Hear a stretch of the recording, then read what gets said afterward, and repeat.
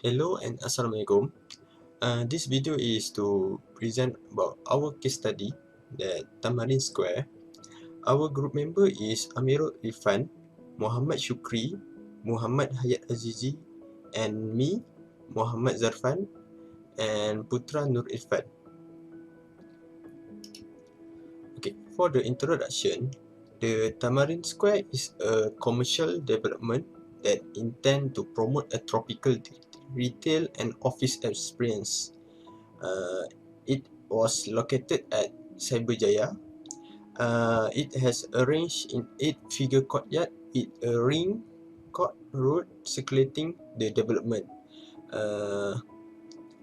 The aim of Tamarind Square is to reinvent the traditional Malaysian shop office while adhering the core principle of use simple material and being environmentally sustainable and incorporating to nature.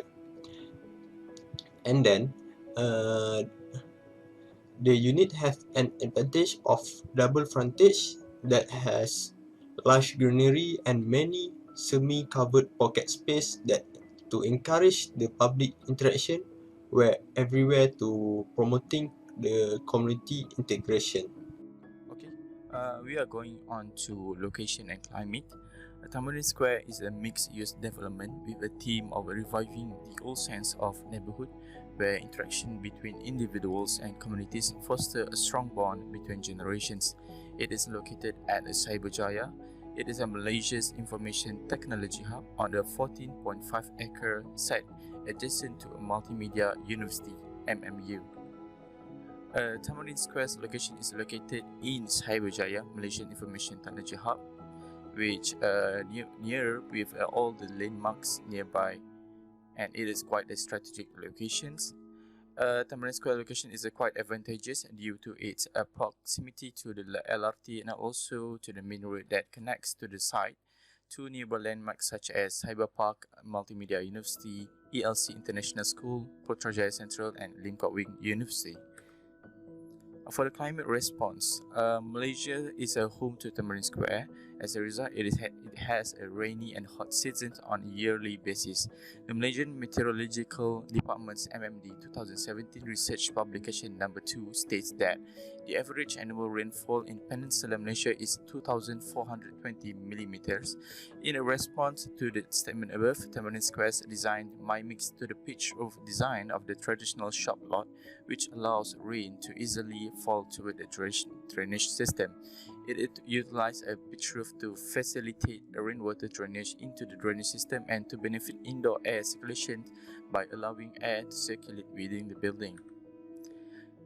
Tamarind Square incorporates a passive design element by placing the courtyard between the blocks, enabling natural ventilation and circulation throughout the structure. Additionally, by placing the courtyard in the center, a noise buffer zone is created that benefits adjacent landscape screens.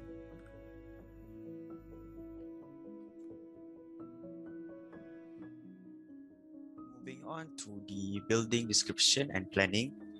So Tamarind Square Phase 1 and Phase 2 were led by Garis Architect and NAF Architect for the design and project architect. The contract is worth 220 million, which the development owned by Tujuan Gemilang Sendirian Berhad. Quotes from the architects: "This mall in the garden is an idea for a retail center in the tropics, suit to our climate, culture and context. A progression from the street mall and the Econ Box Mall." The architect envisioned Tamarind Square to be a pleasant gathering spot for the Cyberjaya community. Building descriptions. So, it is the first kind in Cyberjaya. Tamarind Square is the urban village where life in all its facets comes together, where arts and culture meets the marketplace and commercial activities coexist with community groups, workshops, and much more. This commercial creation aims to foster tropical shopping and also workplace experience. Tamarind Square is bustling with events that connect to a wide range of people, from the vast multicultural student community to tech-savvy professionals, as well as families from the Cyberjaya and nearby area. Site planning. So Tamarind Square The units are arranged in an 8-figure courtyard with a ring road circling the development, giving them a double frontage. Aside from that, the dense greenery and many semi-covered pocket spaces promotes public engagement and urban integration. The developer's principle for selecting building materials align with the architect's view that architecture should emphasize natural rather than artificial finishes. This shared belief was instrumental in the project's success. So there are three main components of Tamarind Square. The garden shop offices surrounded two gardens that form figure 8 consists of North and South Court, which are the heart and also soul of Tamarind Square. Tamarind Square also offers semi shop office on the periphery of the garden shop office, as well as retail office. So these are the three types of offices provided. The first one is retail office. The retail office are strategically located at the SOFO blocks, which facing the main road. It is also easy accessibility that has front and back car parks. Also, it's designed for small shops, cafe, and offices that cater to the SOFO occupants. The next one is the garden shop office. It is a limited units with 6-meter high ceiling on the ground level. It has dual frontage. The garden shop office has been designed to encourage the group to gather around and appreciate nature in all of its form, much like a mall in the garden, and maybe do some shopping on the way back. It is also abundant all fresco spaces, which facing a 1-acre courtyard garden with large landscaping and tree houses. And lastly, semi-D shop office. So Tamarind Square has 4 and 5-story semi-D shop office that are designed with intimate garden on the sides and also on the rooftops. These semi-D shop offices are 6-meter high ceiling on the ground and on podium level. It also has a garden on the rooftop, a secret garden at the side of the building, also accessible for the car park at the front and car park structure at the back. It is connected by covered verandas and has air conditioning outdoor units provided. Lastly, a site data.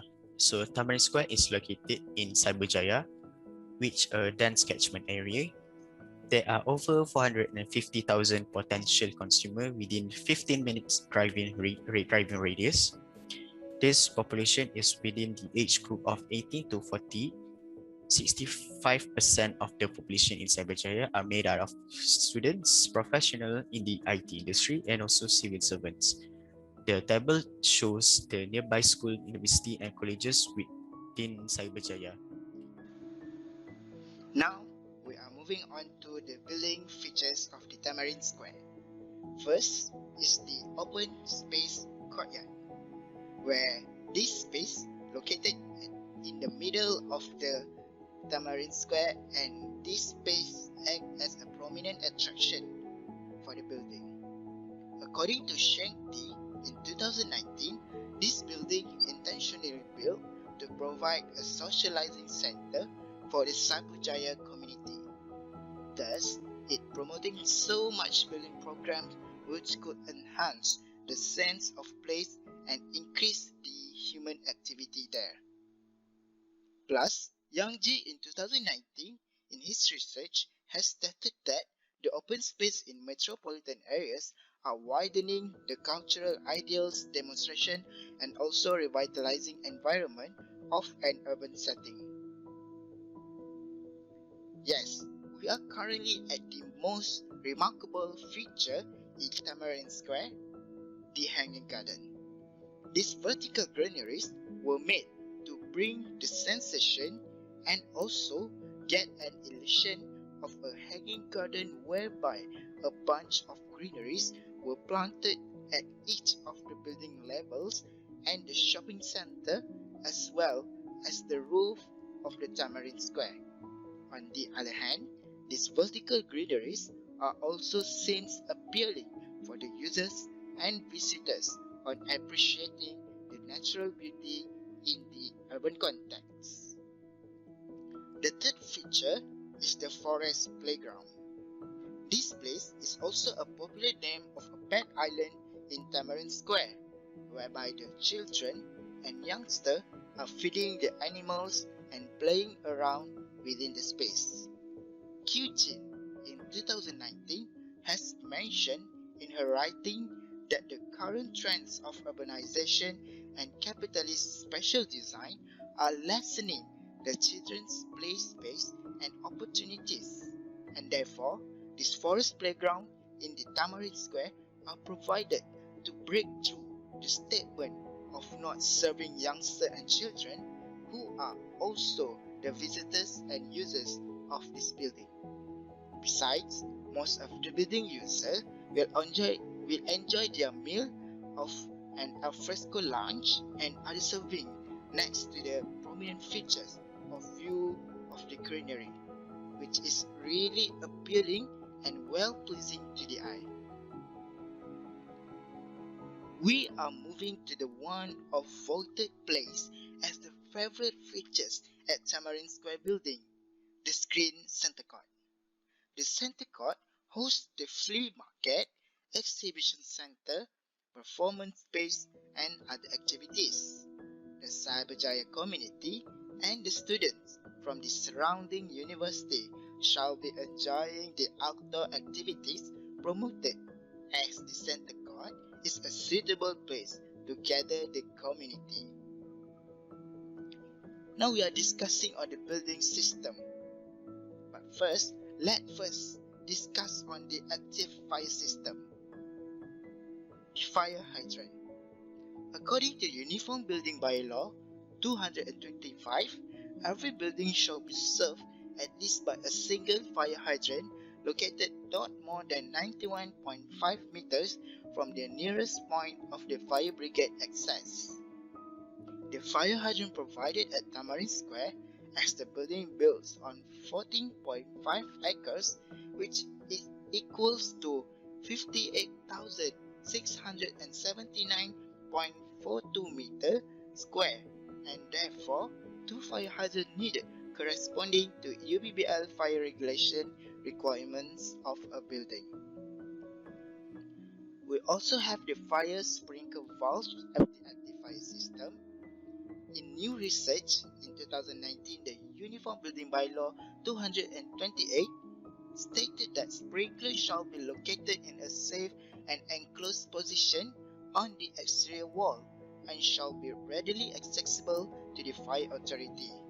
And this statement nowadays are no longer applicable, and the Tamarind Square are following to a new rule by the UBBL, which is every sprinkler shall be installed and designed according to the PM 1910 according to Undang-Undang Kecil 1984 Pindaan 2012.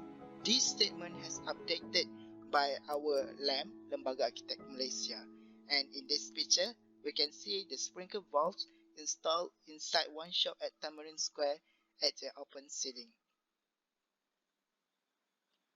Now we are moving on the passive fire system. We have the fire and smoke dampers. According to new findings in 2020, the fire and smoke dampers are installed in ducts to discourage fire and smoke from spreading within a facility ventilation system. When fire-rated barriers such as wall, partition and floors are breached by ductwork, fire dampers are used to protect the necessary ratings. Similarly, smoke dampers are used in the ductwork to prevent air and smoke from passing in. The combination dampers are used in environments with both fire and smoke filters to block both fire and smoke from passing through. Now we are discussing on the water supply and sewerage system at the Tamarind Square. According to Tom Bray in 2016, water supply system in every building distributed from the main resource and depending on the topography in terms of magnitude variation of the ground level, and then from that the water system designed with a distribution system from the reservoir towards the tank, and finally to the end user. We are now at the water supply system at Tamarind Square. The water has been supplied from two main resources, which are the water tank and also the indirect water supply from Syarikat Bekalan Air Selangor, Syabas. The first is the water sewerage system. They are using gutter and rainwater downpipe. Based on research entitled Rainwater Downpipe, in 2021, a rainwater downpipe is a pipe that is used to direct rainwater away from a building and into a drainage system, usually from roof guttering, known as a downspout or a roof drain pipe. In Tamarind Square, the location of rainwater drop and gutters at the roof side, and the location of the gutter and rainwater downpipe covered by the facade to channel the runoff water into the reinforced concrete slit drains below of the building. We are at the water closets. The location of wash closets on each level is similar because direct stacks shared all through the levels are most highly cost-effective and space-efficient. And the waste from the waste closets from every floor is collected and conveyed through the system of the pipeline, soil pipe, vent pipe and waste pipe. And these images show the sectional cut of building on the water closets, which is placed vertically. We are at the air conditioning system. In Tamarind Square, they are using the VRV air conditioning system, and the Tamarind Square was planned and built in such a way that the building shape and fabric reduced the need of mechanical ventilation, according to Kida in 2018.